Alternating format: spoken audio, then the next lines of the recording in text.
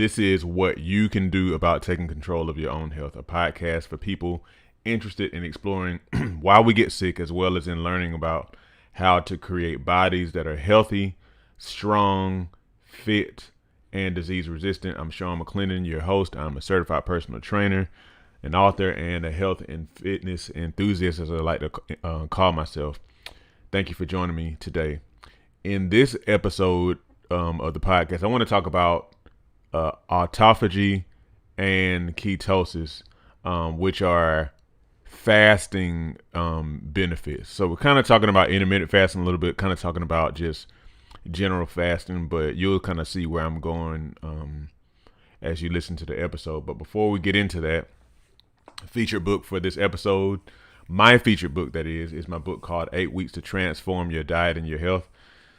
So you can have the best exercise routine in the world, but if your diet is off, one thing is guaranteed: you will not see results. So in my book, 8 Weeks to Transform Your Diet and Your Health, I've created an easy to follow set of eating habits for you to adopt over 8 weeks to boost your health, promote fat loss, and get the most out of your exercise regimen. So when you finish this workbook, you'll know how to eat to get results. Make sure you look below for the link to buy your copy of that book. There are places to take notes in the book as you go through each day. Every one of the 56 days, eight weeks times 7 days a week, and you will be developing habits, as I've said. So that means your weight loss, your health benefits will be sustained. Okay. All right. And I will mention, as I try to, every episode, that the information on this podcast is based on personal research and opinion and is not meant to be a substitute for advice from a doctor or physician. You are advised to consult your doctor or physician before making any changes to your lifestyle. All right. So let's go ahead and get into the topic for today's podcast now that we have all the official stuff out of the way, the formalities. So I want to talk about autophagy and ketosis, which are benefits of fasting. Okay. So these past couple of episodes I've recorded, I've been kind of indirectly talking about intermittent fasting, like cutting off whenever you eat every day, not eating late and that type of thing. But I'm kind of building a case, so to speak, here, and also just kind of like exploring the topic myself, something I've researched personally off and on for the past few years. And especially, fasting in general, but the intermittent fasting stuff I've looked into more so over the past probably 3 or 4 years. And I'm convinced that there's something there that we really need to pay attention to. Okay. So before we go into this, I do think it's always important, even though I like to share information that I find that I think will be helpful for you, I think it's important also to share my own personal experience. So if you wonder, do I fast? I do occasionally, and I'll go ahead and say that my general goal is to do like a more significant fast, like a water only fast, like once a quarter, and that's like that. Lately, that once a quarter fast has been like a fast that's like until evening, like until 5 o'clock, 6 o'clock. I think this last time I actually did a little bit, like I did till 3. But typically I try to go until my goal is to go until the evening time for, at least 2 or 3 days, if not more. So that's that. And then more recently, I've decided to kind of like do a type of intermittent fasting more regularly again, because I'm convinced that there are benefits for me, and I believe there are benefits for you as well to consider. For fat loss, sure, but mainly for your overall health. Because I do believe that our eating habits, which of like 3+ meals a day, which come from a Western way of living and and the Industrial Revolution, the 3+ meals a day may not necessarily be the best, and whether that be because we are eating too much as a result, or because we eat at certain times of the day that actually are not really optimal for our health, like mainly at night. And if you want to hear more of what I talked about with that, you might want to listen to the previous episode of this podcast that I recorded. All right, so autophagy and ketosis, for scientific terms and everything. Autophagy, autophagy. So the question is, what is it? So autophagy is basically the process that your body's cells use to get rid of damaged and old parts within the cell. So I don't know what you, of course, remember from biology, life science, and stuff like that you took in grade school. But your cell has a whole lot of different parts on the inside: ribosomes and organelles and mitochondria and Golgi bodies and all those different type of things. I don't remember all of them, but I remember some of that because we had to do those color sheets and all that type of stuff. But it's a lot of stuff inside of your cell. Every cell in your body, your DNA as well, that makes it function. And so over time, the cells get old, they get damaged, sometimes due to the environment, maybe sometimes due to some of the things you're doing with your body or whatever. And so whenever your body actually undergoes autophagy, that is a state in which your cells are able to recycle, so to speak, those old and damaged cell parts to repurpose them for other parts of the cell. So basically what the cell does is like it breaks those old and damaged parts down, the junk in the cell, and it salvages those parts for new cell parts. And your cell is also able to get rid of whatever it actually doesn't need. Sorry if you hear my phone vibrating in the background. Another thing is pathogens that are inside of the cell, like viruses and bacteria, end up being destroyed in the process of autophagy. It's important to note that autophagy, the process of autophagy, decreases with age, which means that as you get older, junk accumulates more in the body, and that can lead to more improper cell function. In other words, it can kind of lead to the process of autophagy being impeded, can lead to quicker aging. Okay. So yeah, the general impairment of the process of autophagy can quicken aging, and it can promote disease. Because again, you got to think this junk is building up inside the cell, and that actually can kind of contribute to the cell not operating the way that it is supposed to operate. If that makes sense, if you can kind of like visualize that. Okay. Yeah. So, think about like if you have like how if you take your car to get it serviced at a place, and you get your oil changed. Sometimes they tell you you need to get your fuel filter changed and stuff like that, because gunk is building up in your engine, gunk is building up in your fuel system, and over time it can cause your car to like not run as well. And so it's kind of the same type of thing whenever your body is not really as able to undergo the process of autophagy. So the next question is, what in the world is it that actually induces autophagy? So the process of autophagy is actually induced through stresses to the body. Now, I know that probably sounds a little bit kind of like weird. Like, stress, isn't that a bad thing? And the answer is not necessarily. It's not necessarily bad. It's just like how if you lift weights, for example, that is a stress to the body that whenever you induce that stimulus of stress, then your body is able to respond. As long as it's not something that really overwhelms the body and breaks it down like a catastrophic type of deal, then your body notes that and it rebuilds after that in that stimulus of stress. So the right kind of stress can cause your body to rebuild and come back stronger. So stressing the body induces autophagy. So basically, Like fasting, for example, like whenever the body is um going without food for a while, that is a type of stress to the body.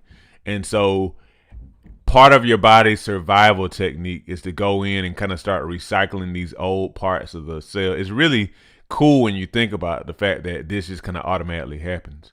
You don't have to think about it, but your body automatically goes and kind of starts to pick out these damaged old parts and recycle them. Caloric restriction as well, meaning like reducing your calories significantly. Okay, over a long period of time, that can induce autophagy. Again, because it's like a survival kind of mechanism. Exercise induces rather autophagy, and it's kind of like the same, kind of like what I talked about with the lifting weights example. Like your muscles are broken down, and I guess the stimulus causes your body to kind of go and recycle old parts and repair and build back. Ketosis. You may have heard of the keto diet, all that kind of stuff. I don't really talk about that kind of stuff so much because I'm not real big on fatty sounding stuff. But all ketosis is just, it's just whenever your body starts to use its own fat for fuel instead of glucose. Glucose comes from carbohydrates, and of course, the fat can come either from your own fat storage or from your diet. But ketosis also can possibly induce autophagy. I guess because again, it can be a type of stress to the body that causes it to have to kind of switch modes. Okay. This was interesting to me. So, if you remember about cells are constantly over time, or every so often, they're replicating themselves and making new versions of themselves. But in case you didn't know, your neurons, which is like your brain cells, and cells in your like in your nervous system, and cardiomyocytes, which are cells that are inside of your heart, they don't actually replicate much or at all over your whole lifespan. So like the process of autophagy actually can be quite important for them because of the fact that they don't replicate. And so it's important for any old damaged parts in those particular tissues to be recycled, to be rejuvenated. I mean, to be cleaned out so that those cells can function well as you age.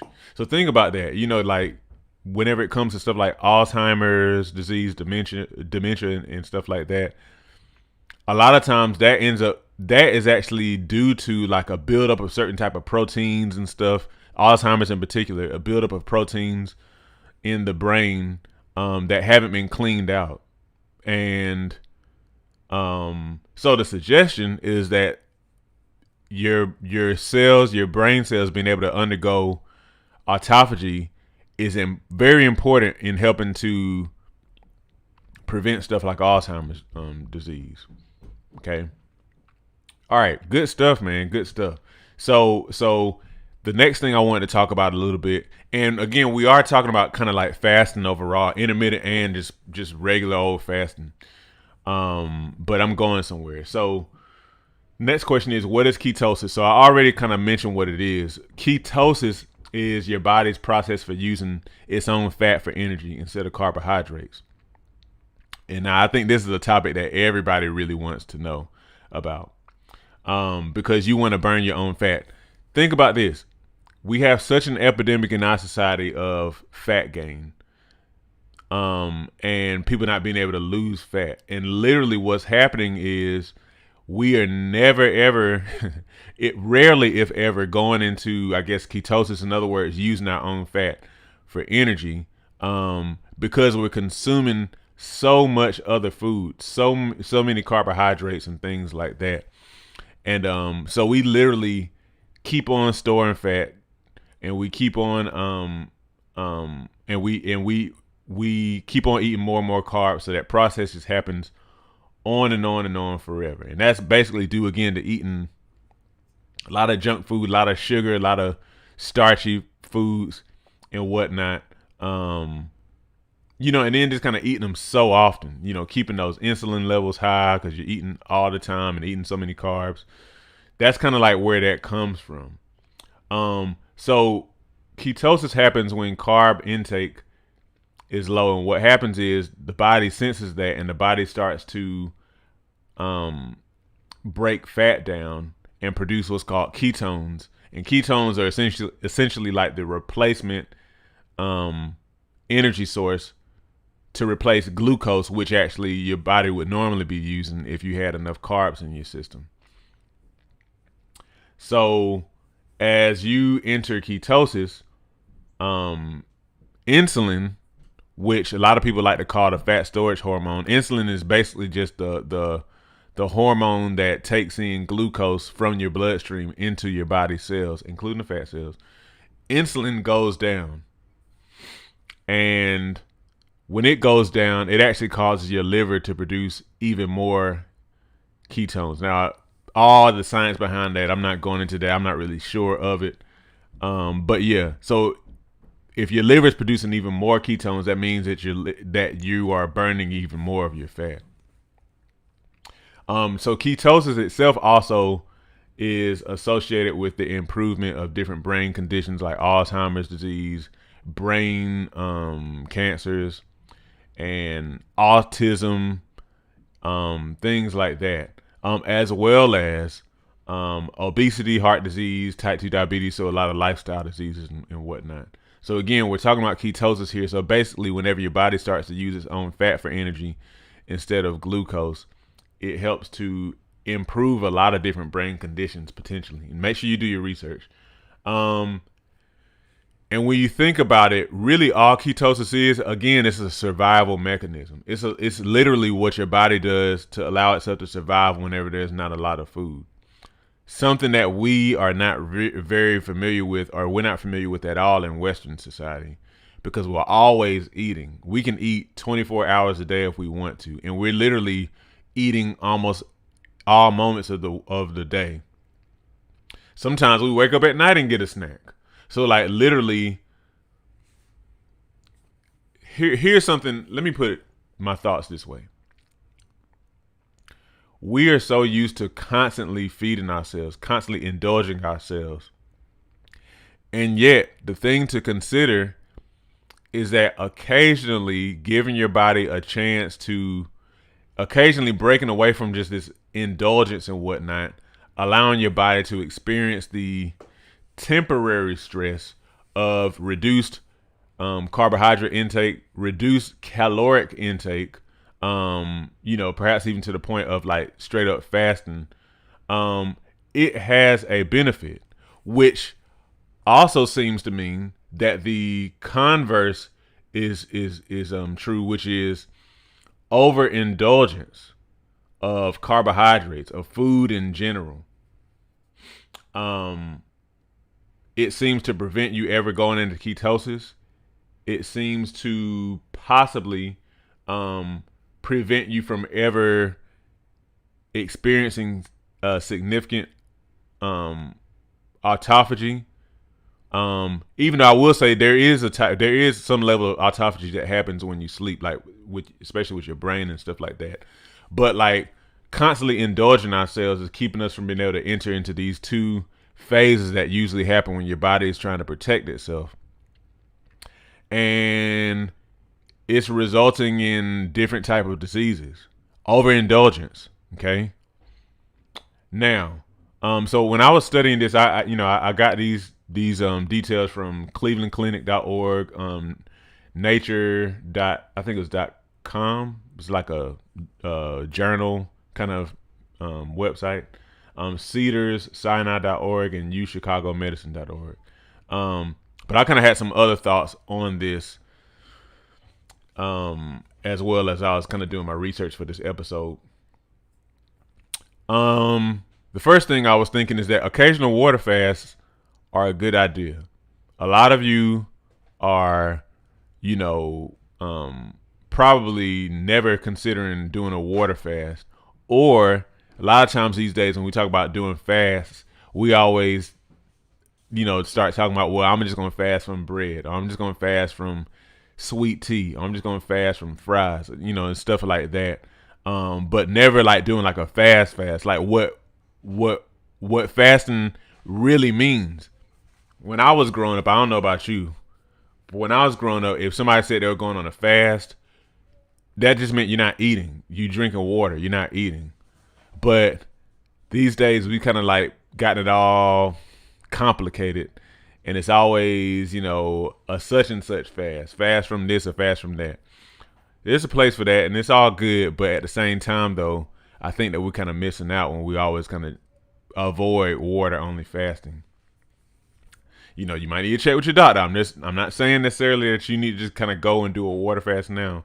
But anyhow, a lot of times we shy away from these type of fasts or whatever because we're so much thinking about what we want and what we think we would be missing.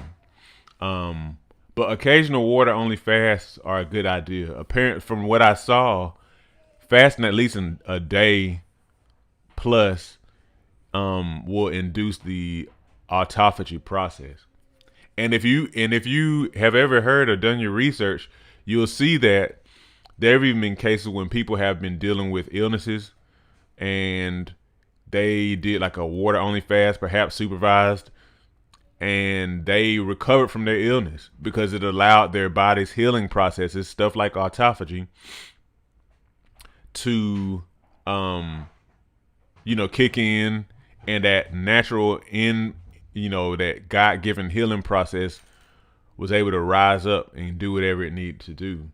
The other thought I had, which is something I kind of already said, is it seems that we age faster basically because we're always eating, because we eat from the moment we get up to the moment we go to sleep. It seems like that actually is causing us to age faster. I was just looking up a little bit on YouTube today and seeing examples of just various people who were like quite old, but they look really, really young. There was this one guy on this what's the guy's name? This is a calisthenics guy, Scott Barnhart, I think his name. And he had a guy on his video, 70-year-old guy from the islands whose body looked amazing. He was really, really fit. And I mean, abs, chest, arms, his face, like he was 70 years old and his face he didn't look 70. He probably looked like he was in his 50s. His body looked like it was like 20s, real talk. But it's because, I think the dude ate, maybe one meal a day and, not a lot of stuff that takes a long time to digest and things like that. But yeah, that, I saw other people like, it's a lady named, what's the lady's name? Ellen Ecter. It's a lady who's maybe, I think 71 now, who is in very good shape. Looks, a lot younger than she is. Angela Bassett, she's in her mid 60s, I want to say, and like literally has looked exactly the same since I first remember her, hearing about her with like, what's that, Wait and Exhale, back in like the mid 90s maybe. She looks the same. That's like what, 30 years or so. So anyhow, and I was looking at various other people who are older in age, but their bodies don't look what we would think would be the look at that age, because they're so methodical with taking care of themselves and not overindulging, not eating so much and not eating so much food, not eating so many carbs. So consider that, okay? Another thing is fasting really is a part of probably most, if not all, faith traditions. I know Christianity is a part. Judaism, Islam, and various other religious practices. Fasting is a lot associated with those. And you may or may not have heard of the ancient Greek physician named Hippocrates. What's the saying that's associated with him? He's known for saying that food is medicine. I think the first one to say that, and he also apparently recommended his patients to fast sometimes to treat certain illnesses. So the reason why I say that is that people have known about fasting for a very long time, as far as like the benefits of it. You know, it's just that it kind of seems like in our modern day we kind of shy away from it, mainly because it's the kind of society that we live in. I'm gonna say this and I'm gonna kind of let it go. So it seems like when it comes to fasting, as far as autophagy is concerned, it seems like intermittent fasting, as far as like whether or not that will promote autophagy, is kind of up in the air. Like at least directly promoting it. Some people say it does. Some people say it doesn't. More people said that you would have to do like a intermittent fast of at least about 20 hours, so almost a day long, before that happens.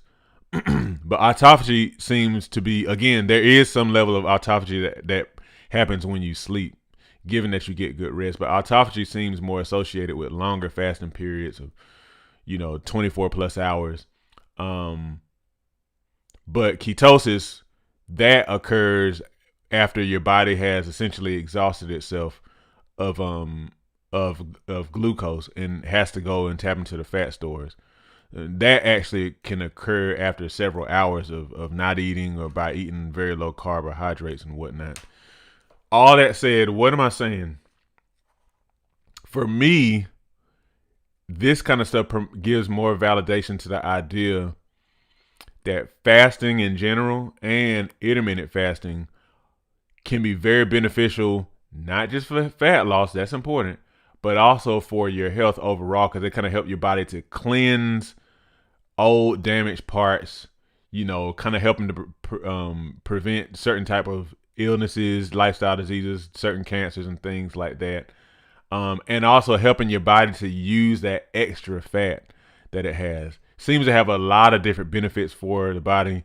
What I want to challenge you with is, if just the word fast sends a shudder up your spine, you have to like really let your real self kind of think about this thing and not be not be scared of it, because it kind of seems like this is the type of stuff we should have been doing all along, and that ancient cultures knew to do these type of things, to fast occasionally and stuff like that. But we're not doing it because we're so used to indulging our society and never stopping eating, which is obviously hurting us. There's a reason why we live in a country that is like the richest in the world, but yet we have among the highest levels of lifestyle caused diseases. Got to think about that. Okay. So anyhow, I hope this has made you think. I'm curious to know what your thoughts are about autophagy, about ketosis, your experiences. Maybe you already have been looking this stuff up. Maybe you're somebody who has been thinking about intermittent fasting, or you're somebody who practices it. You're somebody maybe who fasts occasionally, like a water only fast or whatever. If that's you, I want to hear from you. Make sure you leave a comment. Make sure you subscribe to this podcast, like and share this episode, and make sure also that you don't forget to get a copy of my book, 8 Weeks to Transform Your Diet and Your Health, using the link below. All right. So this has been the episode of what you can do about taking control of your own health. As I always say, your doctor is not responsible for your health. You are. God bless you.